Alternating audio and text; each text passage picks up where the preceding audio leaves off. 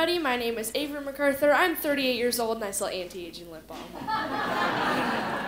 I'm just kidding, but I do sell great lip balm, and you can pick some up out there for only $5. So let's talk about the elephant in the room. First of all, there's almost always one, and it almost always is self-doubt.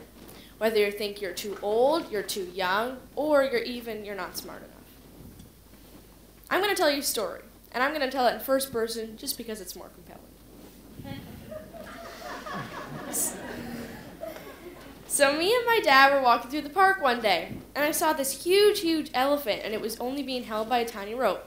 And I said, "Dad, why is this huge creature not trying to break out of this rope?" Because it was obvious to me and everyone around us that it could if it wanted to at any moment. He said, "Well, when it was young and much smaller, they used the same size rope to tie it. To tie it. And at that time, it was enough to hold it."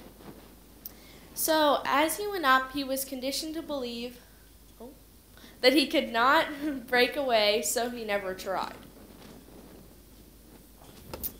So I was homeschooled. I was homeschooled for 3 years. Who else in here was homeschooled? A few people? Okay, that's good. I was worried there wasn't going to be any.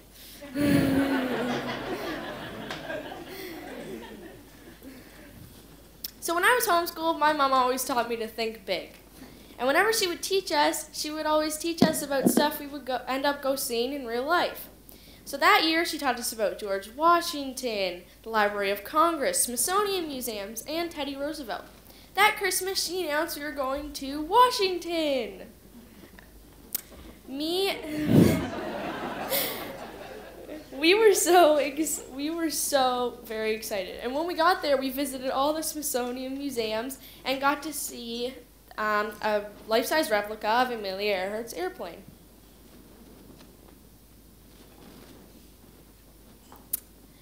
But my favorite part by far was when we went to the Library of Congress. And the reason that was my favorite part was because we knew that the smallest book in the world was held there.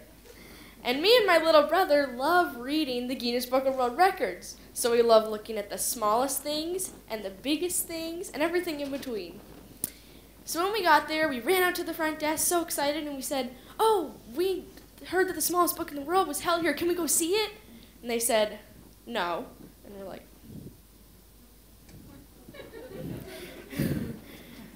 so we stood there for a second, and they said, "You have to have an appointment, or you have to be a licensed official to go visit it. It's in the rare book section." We said, "Oh, okay." But my dad spoke up, and he said, "Well, can we try calling and see if they'll have us up there anyways?" And they said, Sure, but they're not going to let you." So we called up, and the lady up there was so nice, she decided to let us come see it. And not only did she let us see the smallest book in the world, she let us see multiple other rare books, such as the oldest known children's book in existence, the oldest known pop-up book in existence, and my other favorite one next to the tiniest book in the world, a book that the Empress of Japan had actually given her. The reason I liked it so much was because it was gold and shiny. So the moral to this story is, if we had never asked to call up and see, I would not be talking about this to you today, and I would never have had that experience. So always go for the no. Then always go for the yes. A no is just a maybe that can be turned into the yes, but not with my parents. So I'm going to tell you another story. Stories galore tonight. So at the beginning of the story, I talked about, the beginning of the speech, I talked about self-doubt and how you think you're too young, too old, or not smart enough. But I'm going to tell you about a man named Ray Kroc. So Ray Kroc started selling multi-mixers, which is where you could make multiple milkshakes at a time, to fast food restaurants out of the back of his car. And the business wasn't going so well until one day he called his secretary and said, "Oh, do we have any orders?" And they said, "Oh yeah, "Oh, yeah, we do. We have an order for 6. And he said, "What? No, that can't be right. Nobody needs 6 multi-mixers. Give me the number and I'll call them." So he called them and they said, "Hello, McDonald's." He said, "Oh, there must be some kind of mistake. You called my company ordering 6 multi-mixers, but nobody could ever pump out that much milkshakes at a time." They said, "Oh, yeah, you're right. We better order 8. Okay, I gotta go. We're really busy. Bye-bye." And Ray was so intrigued that he took all that day to drive up to their establishment and go see it for himself. When he got there, he noticed that there was a huge lineup of people to a little window, and he was so confused because at the time there was just drive-ins where you drive your car and they would bring your food to the car. So he waited in line, and when he got up there, he said, "I'm going to have a burger, a fries, and a soda." They said, "Okay, that's 35 cents. He gave him his money. The guy turned around and sat his food in front of him. He's like, "What's this?" He said, "Oh, well, that's your food." He said, "Well, how do I eat it? Where's the forks and stuff?" He says, "Oh, you can just eat it straight out of the wrapper." He said, "Well, where do I eat it?" He said, "At the park, at your house, in your car." And Ray was so intrigued because as he was eating that burger, a man walked up to him and he said, "How's that burger?" And he said, "Probably one of the best ones I've ever had." Turns out that man that walked up to him was the owner at the time, one of the owners at the time, Mac McDonald. And the reason Ray knew that this was a good business when he seen one was because he's seen so many other bad ones. He realized that this was a gem when he saw it. So eventually, Ray became the owner of the McDonald's Corporation, the restaurant we all know today. And you know how old Ray was?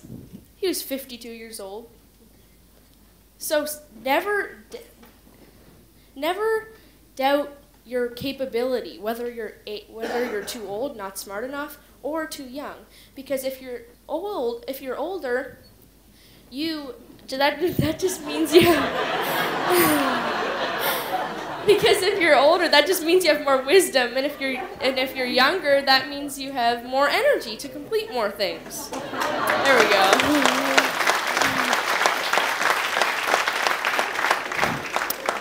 So my business, Lips by Avery. The reason I started it was because I had a passion for creating, and I started it because while I was in my kitchen melting crayons and coconut oil together and pouring it into old lip balm tubes. Which, yeah, I know, it's pretty disgusting, but it's the only thing I had. And after a few months of me filling my mom's good pots and pans with crayon wax, she did not like that, my dad noticed my interest and said we could make this into a business. But first, like all of us, I had self-doubt too. And I thought, oh, I'm too young. I've never heard of a business owner who's 12 years old. There's no way I can do this. But my dad convinced me that I could. And we went online and we bought our first supplies like shea butter, beeswax, flavorings, colorings. I was really excited. So when they came in, I was so excited. I just made my first batch right then and there, and it was really bad. It was so hard and gross. But I kept trying and I kept correcting the recipe and kept revising it. And now my father says nothing can be perfect, but my recipe's pretty darn good. So I was just selling my lip balm to my friends, kind of setting up booths in front of some farmers markets from the owners my dad knew.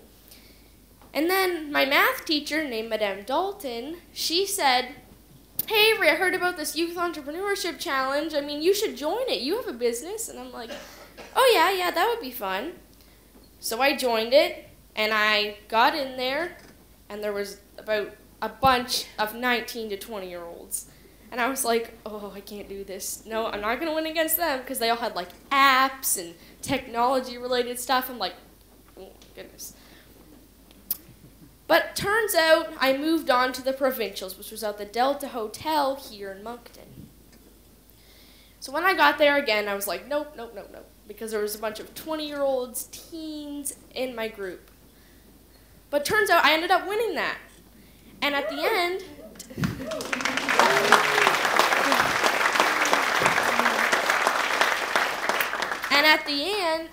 end, one of the judges named Dan Martell came up to me and said, "Hey, I think this is an awesome business. You have such a great personality. I loved your presentation. I'm going to invest $1,000 into your company." And I'm like, "Really?" He's like, "Yeah. And I'm going to mentor you." I'm like, "That's even better."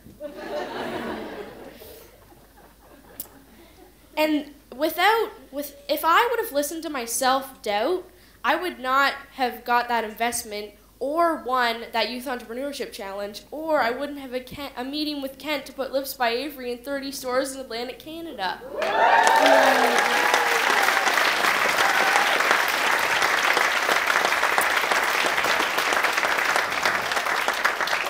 And also, at the beginning of this story, I talked about the elephant and the rope, who was too focused on his self-doubt that he had no way to break through that rope and he could be free. But there's another elephant. For example, Alexander the Great and his army were battling against the Indian army. And while he and his troops slept, the Indian army came up with these huge, huge monsters with big tusks, horns on their tusks, face paint, and big cages on top that could hold six to seven men shooting bows and arrows. And they were so scared they just immediately got up and ran away because they had no idea what those huge monsters they were riding on were. And you know what they were? They were elephants. They were the war elephant. They were fearless and strong, and you should be too. Are you going to be the elephant who is held back by his self-doubt and doesn't go anywhere in life? Or are you going to be the war elephant who's fearless and strong and charges into life and to new opportunities? It's your choice.